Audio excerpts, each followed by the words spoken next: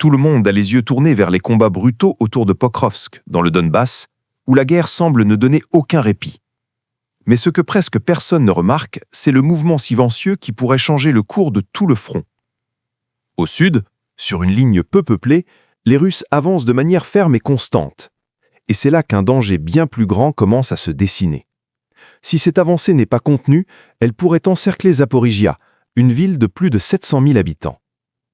Alors que Pokrovsk et Kostiantynivka sont devenus le principal foyer de la guerre, attirant des milliers de soldats des deux camps, la région au sud est restée vulnérable.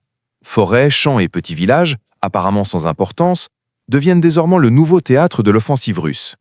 Depuis janvier, après la chute de Kourakov, les Russes ont déjà progressé de 75 km et se trouvent aujourd'hui à seulement quelques kilomètres de la rivière Vovtcha, un point de défense naturel. Et c'est précisément là que surgit la plus grande menace, l'arrivée de la 90e division de chars de la Russie. Nous parlons ici d'une force de 25 000 hommes et de centaines de blindés lourds, la plus grande division blindée de l'armée russe. Cette unité a été déployée pour renforcer le sud du Donbass, où les brigades ukrainiennes épuisées peinent à résister. La 72e brigade, qui tenait les positions, a été retirée de la ligne de front, remplacée par des unités moins expérimentées. L'Ukraine s'empresse de creuser de nouvelles lignes défensives et de préparer des fortifications, mais la pression est immense. Les spécialistes avertissent déjà, si cette division russe parvient à percer, la route vers Zaporijia sera ouverte.